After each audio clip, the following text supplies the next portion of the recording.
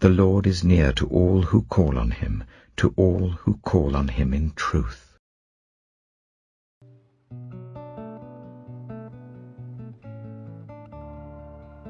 Esther chapter 6. That night the king could not sleep. So he ordered the book of the Chronicles, the record of his reign, to be brought in and read to him.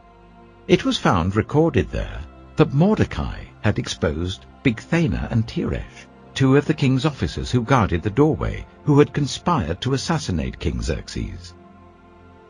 "What honor and recognition has Mordecai received for this?" the king asked. "Nothing has been done for him," his attendants answered. The king said, "Who is in the court?" Now Haman had just entered the outer court of the palace to speak to the king about impaling Mordecai on the pole he had set up for him. His attendants answered, "Haman is standing in the court." "Bring him in," the king ordered. When Haman entered, the king asked him, "What should be done for the man the king delights to honor?" Now Haman thought to himself, "Who is there that the king would rather honor than me?" So he answered the king, "For the man the king delights to honor, let them bring a royal robe the king has worn, and a horse the king has ridden, one with a royal crest placed on its head. Then let the robe and horse be entrusted to one of the king's most noble princes. Let them robe the man the king delights to honor, and lead him on the horse through the city streets, proclaiming before him, 'This is what is done for the man the king delights to honor.'" "Go at once," the king commanded Haman. "Get the robe and the horse, and do just as you have suggested for Mordecai the Jew, who sits at the king's gate. Do not neglect anything you have recommended." So Haman got the robe and the horse. He robed Mordecai and led him on horseback through the city streets, proclaiming before him, "This is what is done for the man the king delights to honor." Afterwards Mordecai returned to the king's gate. But Haman rushed home, with his head covered in grief, and told Zeresh his wife and all his friends everything that had happened to him. His advisers and his wife Zeresh said to him, "Since Mordecai, before whom your downfall has started, is of Jewish origin, you cannot stand against him. You will surely come to ruin." While they were still talking with him, the king's eunuchs arrived and hurried Haman away to the banquet Esther had prepared. Esther chapter 7. So the king and Haman went to Queen Esther's banquet. And as they were drinking wine on the second day, the king again asked, "Queen Esther, what is your petition? It will be given you. What is your request? Even up to half the kingdom it will be granted." Then Queen Esther answered, "If I have found favor with you, your majesty, and if it pleases you, grant me my life. This is my petition. And spare my people. This is my request. For I and my people have been sold to be destroyed, killed, and annihilated. If we had merely been sold as male and female slaves, I would have kept quiet, because no such distress would justify disturbing the king." King Xerxes asked Queen Esther, "Who is he? Where is he, the man who has dared to do such a thing?" Esther said, "An adversary and enemy, this vile Haman." Then Haman was terrified before the king and queen. The king got up in a rage, left his wine, and went out into the palace garden. But Haman, realizing that the king had already decided his fate, stayed behind to beg Queen Esther for his life. Just as the king returned from the palace garden to the banqueting hall, Haman was falling on the couch where Esther was reclining. The king exclaimed, "Will he even molest the queen while she is with me in the house?" As soon as the word left the king's mouth, they covered Haman's face. Then Harbona, one of the eunuchs attending the king, said, "A pole reaching to a height of 50 cubits stands by Haman's house. He had it set up for Mordecai, who spoke up to help the king."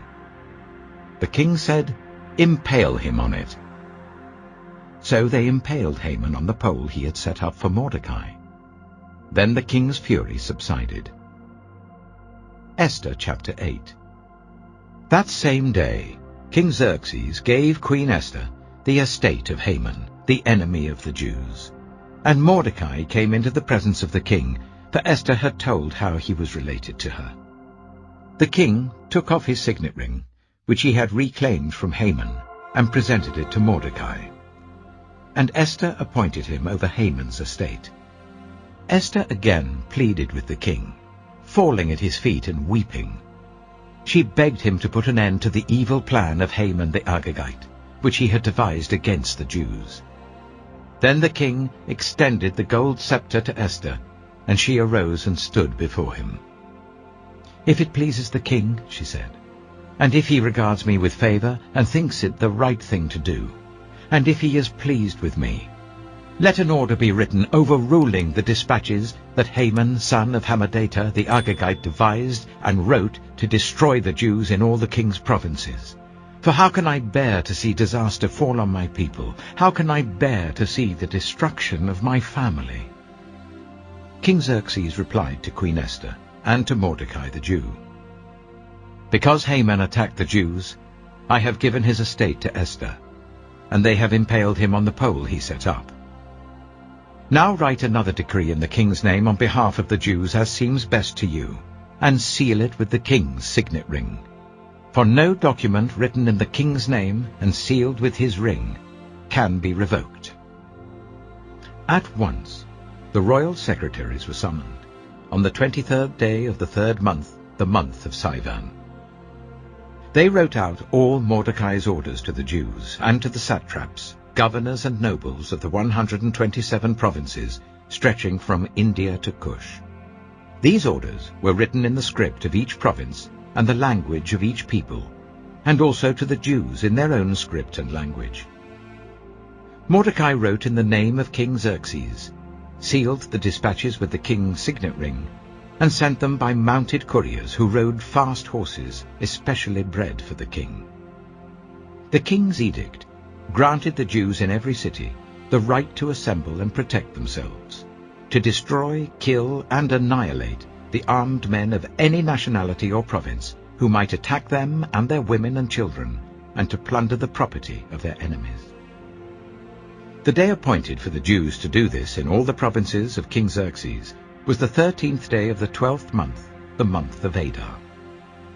A copy of the text of the edict was to be issued as law in every province and made known to the people of every nationality, so that the Jews would be ready on that day to avenge themselves on their enemies. The couriers, riding the royal horses, went out, spurred on by the king's command, and the edict was issued in the citadel of Susa. When Mordecai left the king's presence, he was wearing royal garments of blue and white, a large crown of gold, and a purple robe of fine linen. And the city of Susa held a joyous celebration. For the Jews it was a time of happiness and joy, gladness and honor. In every province and in every city to which the edict of the king came, there was joy and gladness among the Jews, with feasting and celebrating. And many people of other nationalities became Jews, because fear of the Jews had seized them. Esther chapter 9. On the 13th day of the 12th month, the month of Adar, the edict commanded by the king was to be carried out. On this day the enemies of the Jews had hoped to overpower them, but now the tables were turned, and the Jews got the upper hand over those who hated them. The Jews assembled in their cities, in all the provinces of King Xerxes, to attack those determined to destroy them. No one could stand against them, because the people of all the other nationalities were afraid of them. And all the nobles of the provinces, the satraps, the governors, and the king's administrators helped the Jews, because fear of Mordecai had seized them. Mordecai was prominent in the palace. His reputation spread throughout the provinces, and he became more and more powerful. The Jews struck down all their enemies with the sword, killing and destroying them. and they did what they pleased to those who hated them. In the citadel of Susa, the Jews killed and destroyed 500 men. They also killed Parshandata, Dalphon, Aspata, Poreta, Adaliah, Aridata, Parmashta, Arisai, Aridai, and Vaisata, the 10 sons of Haman, son of Hammedatha, the enemy of the Jews. But they did not lay their hands on the plunder. The number of those killed in the citadel of Susa was reported to the king that same day. The king said to Queen Esther, "The Jews have killed and destroyed 500 men, and the 10 sons of Haman in the citadel of Susa. What have they done in the rest of the king's provinces? Now, what is your petition? It will be given you. What is your request? It will also be granted." "If it pleases the king," Esther answered, "give the Jews in Susa permission to carry out this day's edict tomorrow also. And let Haman's 10 sons be impaled on poles." So the king commanded that this be done. An edict was issued in Susa, and they impaled the 10 sons of Haman. The Jews in Susa came together on the 14th day of the month of Adar, and they put to death in Susa 300 men, but they did not lay their hands on the plunder. Meanwhile, the remainder of the Jews who were in the king's provinces also assembled to protect themselves and get relief from their enemies. They killed 75,000 of them, but did not lay their hands on the plunder. This happened on the 13th day of the month of Adar, and on the 14th day they rested, and made it a day of feasting and joy. The Jews in Susa, however, had assembled on the 13th and 14th, and then on the 15th they rested, and made it a day of feasting and joy. That is why rural Jews, those living in villages, observe the 14th of the month of Adar as a day of joy and feasting, a day for giving presents to each other. Mordecai recorded these events, and he sent letters to all the Jews throughout the provinces of King Xerxes, near and far, that they should celebrate annually the 14th and 15th days of the month of Adar, as the time when the Jews got relief from their enemies, and as the month when their sorrow was turned into joy, and their mourning into a day of celebration. He wrote to them to observe the days as days of feasting and joy, and giving presents of food to one another, and gifts to the poor. So the Jews agreed to continue the celebration they had begun, doing what Mordecai had written to them. For Haman, son of Hammedatha, the Agagite, the enemy of all the Jews, had plotted against the Jews to destroy them, and had cast the pur, that is, the lot, for their ruin and destruction.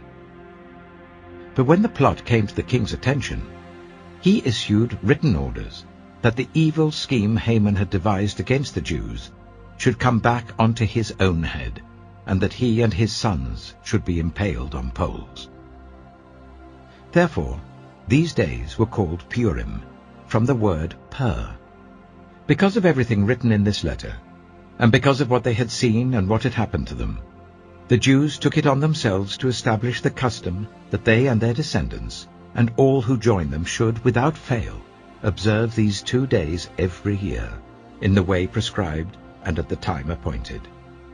These days should be remembered and observed in every generation by every family, and in every province and in every city.